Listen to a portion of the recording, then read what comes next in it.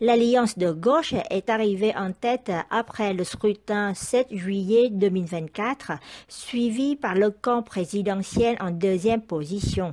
Et en surprise, le parti d'extrême droite RN était en troisième, malgré des sondages très favorables. Si on peut éviter le pire, c'est-à-dire une cohabitation avec le RN, le fait qu'aucune tendance politique a obtenu une majorité claire pour former un gouvernement.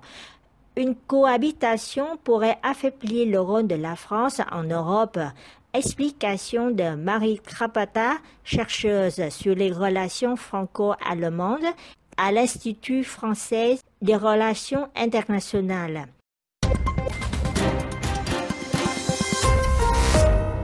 Bonjour Marie Krapata. Avec le résultat du scrutin 7 juillet, le parti du président Macron ne sera plus le premier parti de France et le risque de cohabitation est presque certain. La première question, c'est que ce résultat de législative reflète-t-il un échec de la politique européenne du président Macron? Je pense que Emmanuel Macron a été une force motrice au sein de l'Union européenne sur un certain nombre de sujets. Il y a eu le discours de la Sorbonne en 2017 où il a fait un certain nombre de propositions sur comment faire avancer l'Union européenne, suivi d'un discours à la Sorbonne en 2024 où il a également prolongé sur ce même élan sur comment améliorer l'Union européenne, même s'il était nettement plus pessimiste alors en disant que l'Europe était mortelle. Mais toujours est-il que Emmanuel Macron a quand même à son actif un certain nombre de réussites. Par exemple, quand on regarde la politique industrielle de l'Union européenne, quand on regarde la mise en place de mécanismes de défense commerciale, quand on regarde aussi plus de coordination en matière de politique de la défense à l'échelle européenne. Donc ça, je pense que ce sont des résultats qu'il a à son actif. Il y a aussi la notion de souveraineté européenne qui est une notion qui a été portée par Emmanuel Macron et qui aujourd'hui est acceptée au sein de l'Union européenne.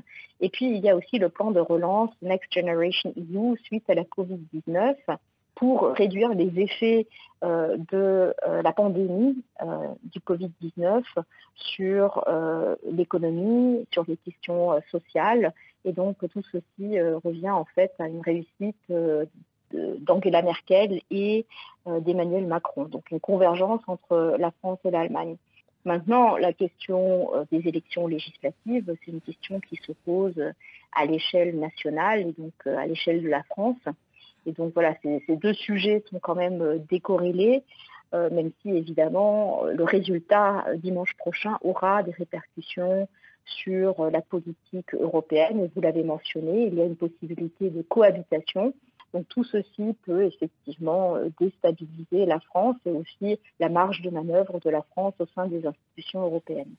Comme vous avez cité tout à l'heure, en fait, le projet de l'Europe, par exemple de la défense soutenu par M. Macron, qui a déjà été pratiquement refusé par l'Allemagne.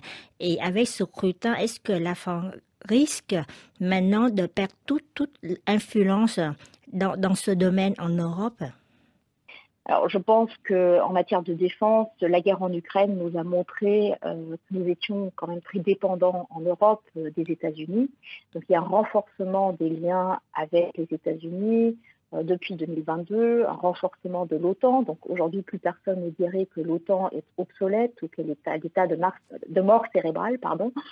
Aujourd'hui, l'OTAN est renforcée, elle retrouve sa raison d'être initiale, c'est-à-dire la défense du territoire de l'Alliance. Il y a deux États neutres qui ont décidé de rejoindre l'OTAN, la Suède et la Finlande, donc qui considèrent que l'article 5 du traité de l'Atlantique Nord est un article qui dissuade des puissances étrangères de les attaquer et que cet article est potentiellement également plus fort que l'article 42.7 du traité de l'Union européenne, également un article qui prévoit une mutuelle défense mais qui n'inclut pas les États-Unis. Donc effectivement, l'OTAN est renforcée. Maintenant, évidemment, la guerre en Ukraine nous a également montré la nécessité de travailler ensemble en Européens, de créer des synergies en matière de politique de la défense, d'éviter tout doublon, toute duplication de nos industries de la défense. Emmanuel Macron avait un certain nombre de propositions sur le fait de créer des dettes en commun pour effectivement renforcer la base industrielle de défense européenne et pour livrer des armes à l'Ukraine, ce qui a été refusé par un certain nombre de pays comme l'Allemagne et les Pays-Bas. Il y a aussi eu cette proposition de favoriser le Made in Europe, donc les armes produites au sein de l'Union européenne pour les fournir à l'Ukraine. Mais donc effectivement, nous n'avons pas suffisamment de capacité industrielle en Europe pour produire en quantité suffisante pour l'Ukraine. Donc il est nécessaire que nous nous approvisionnons auprès de différents marchés en équipement militaire pour fournir des armes à l'Ukraine. Et donc il y a cette initiative tchèque notamment de fournir 800 000 munitions à l'Ukraine. Donc je pense qu'il y a des avancées à travers un plan industriel sur la défense à l'échelle européenne. Donc tout ceci avance à petits pas, certes, mais il y a quand même des avancées. Il y a évidemment aussi des projets d'armement franco-allemand avec le SCAF, le système de combat aérien du futur, par exemple, mais aussi le MGCS, donc le tank du futur. Sur ce dernier, il y a d'ailleurs eu beaucoup d'avancées avec Sébastien Lecornu et Boris Pistorius, donc les deux ministres de la Défense, français et allemand, qui ont trouvé un accord il y a quelques mois sur une division des tâches entre les différentes entreprises qui participent à ce projet. Et donc voilà, il y a beaucoup d'avancées quand même. Donc, si demain on se retrouve avec un gouvernement qui est eurosceptique, cela aura nécessairement aussi un impact négatif sur ce type de projet. Que selon vous, cette élection va cripper encore plus le moteur franco-allemand de l'Europe, déjà malmené depuis l'arrivée au pouvoir de M. Olaf Scholz en 2021? Et je pense qu'effectivement, le moteur franco-allemand est très important pour l'Union européenne. On l'a mentionné tout à l'heure avec le Next Generation EU, donc le fonds pour répondre à la pandémie Covid-19. Donc, ça a été une décision franco-allemande de mettre en place ces 750 milliards d'euros et pour la première fois un endettement commun. Donc, je pense que c'est important de miser sur ce moteur franco-allemand. Alors, effectivement, si la France, demain, est dans une situation de cohabitation ou une situation où à l'Assemblée nationale, il n'y a pas de majorité absolue, on se trouve dans une situation où il va falloir trouver des alliances pour faire passer des lois. Il faut négocier, il faut se consulter. Et donc ça, en France, c'est très compliqué parce qu'en France, il y a un style politique très vertical. Donc si la France est beaucoup plus concentrée sur des sujets de politique intérieure, cela aura nécessairement un impact négatif sur le moteur franco-allemand.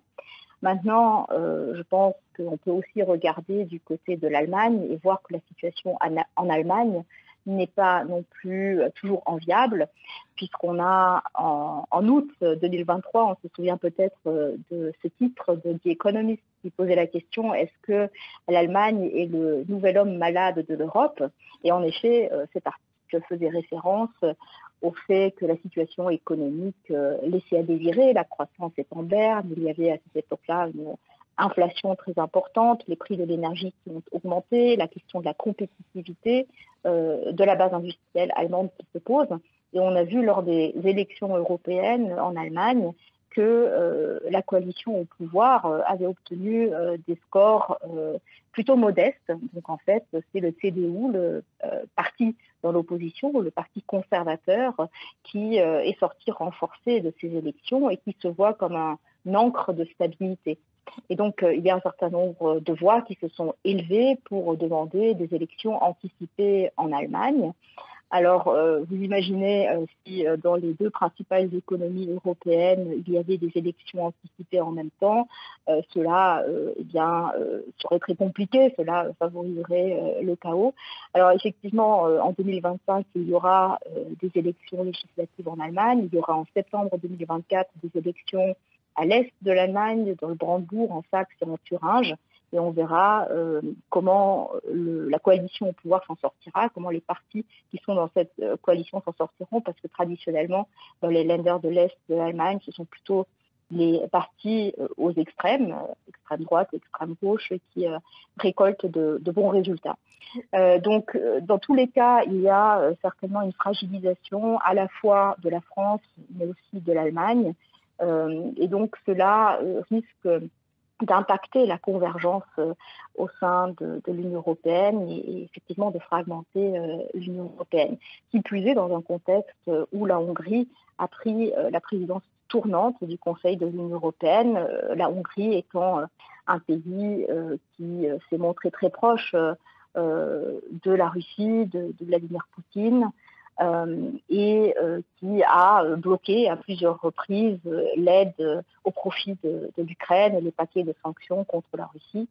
Donc tout ceci arrive dans un moment de géopolitique très important, où les défis géopolitiques et en matière de relations internationales pour l'Union européenne sont très importants. Avec cette élection, est-ce que le poids de la France ne va pas diminuer encore et l'Europe ne va-t-elle pas être dirigée uniquement par l'Allemagne? Je pense que, en tout cas, on a vu depuis le début de la guerre en Ukraine un format qui s'appelle le triangle de Weimar, donc qui regroupe la France, l'Allemagne et la Pologne, donc un format revigoré depuis que Donald Tusk est Premier ministre en Pologne. Et on peut considérer effectivement que si la France faisait défaut parce qu'elle est préoccupée par la politique intérieure, que cet axe polono-allemand pourrait potentiellement gagner en importance. Ce qu'on a par ailleurs vu depuis le début de la guerre en Ukraine, c'est que l'Allemagne travaille en concertation étroite avec les États-Unis. Donc, par exemple, l'envoi de chars Léopard était conditionné à l'envoi de chars Abrams. L'envoi de blindés Marder était conditionné à l'envoi de blindés Bradley. Donc, en fait, il y a cette concertation avec les États-Unis. Donc, l'Allemagne est vraiment dans une posture où elle est très, enfin voilà, c'est une force qui est une force économique depuis la fin de la Deuxième Guerre mondiale et depuis la fin de la guerre froide. Elle s'est beaucoup affirmée sur le plan économique et sur des chaînes de valeur très internationalisées. Et aujourd'hui, elle arrive un peu aux limites de ce système et de ce modèle économique parce qu'il y a une fragmentation de l'économie mondiale. Il y a effectivement des pratiques commerciales déloyales. Il y a donc effectivement des contrôles aux exportations et des restrictions d'accès au marché. Donc en fait, elle est fragilisée sur le plan économique. On a des politiques industrielles qui sont menées par la Chine et par les États-Unis. Donc la Chine avec le Made in China 2025 qui aspire à devenir la première puissance manufacturière d'ici 2049 et le Inflation Reduction Act côté américain qui favorise les technologies vertes qui sont produites aux États-Unis à travers des subventions et des crédits d'impôt.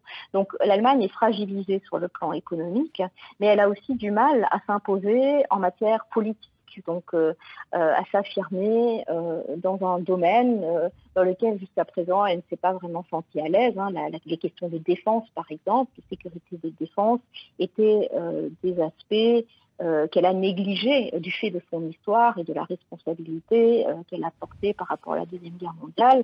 Et on voit depuis effectivement la guerre en Ukraine qu'elle s'est dotée d'une stratégie nationale de sécurité, d'une stratégie Chine pour essayer de réduire ses vulnérabilités par rapport à des puissances tierces.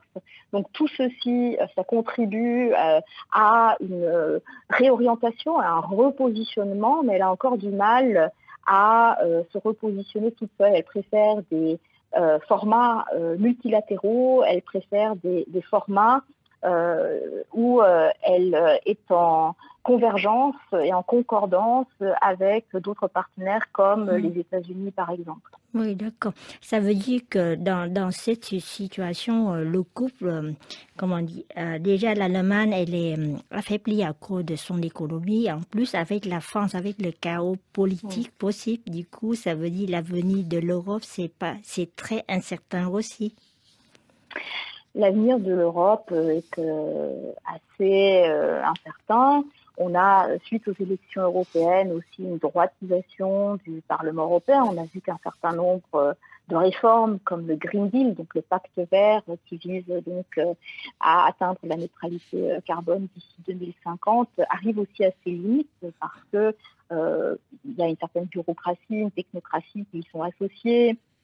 Et donc un certain nombre de secteurs industriels qui trouvent que cela va trop loin. On peut notamment mentionner le secteur de l'agriculture, les protestations des agriculteurs en amont des élections européennes. Donc on voit qu'il y a un certain nombre de réformes qui ont été prises ces dernières années. En 2019, le Green Deal, c'était le Man on the Moon Project d'Ursula von der Leyen. Et maintenant, après ces élections européennes en 2024, on voit qu'il y a nettement moins d'enthousiasme pour ces questions-là. On voit en revanche que la migration, que les questions de sécurité sont des questions qui s'imposent au sein de l'Union européenne. Et on voit qu'un certain nombre de personnalités politiques gagnent en vigueur. Alors on peut évidemment penser à Viktor Orban qui maintenant a pris la présidence du Conseil de l'Union européenne et qui a proposé la fondation d'un nouveau groupe parlementaire au Parlement européen avec Andrzej Babiš, le politique tchèque, et avec Harald Wilimski du FPE autrichien.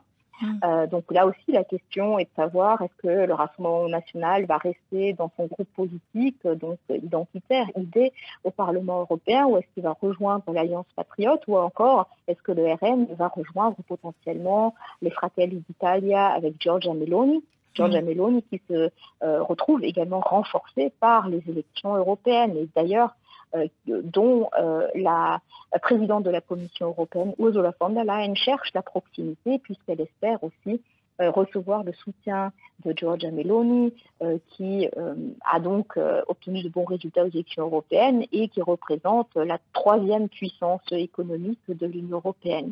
Donc on voit qu'il y a une droitisation. Alors Giorgia Meloni maintenant se présente comme étant fréquentable, comme soutenant l'Ukraine, soutenant les États-Unis, soutenant l'OTAN. Maintenant, il faut aussi ne pas être naïf par rapport à ce type de parti politique et ce type de positionnement. C'est très opportuniste, évidemment, c'est très pragmatique.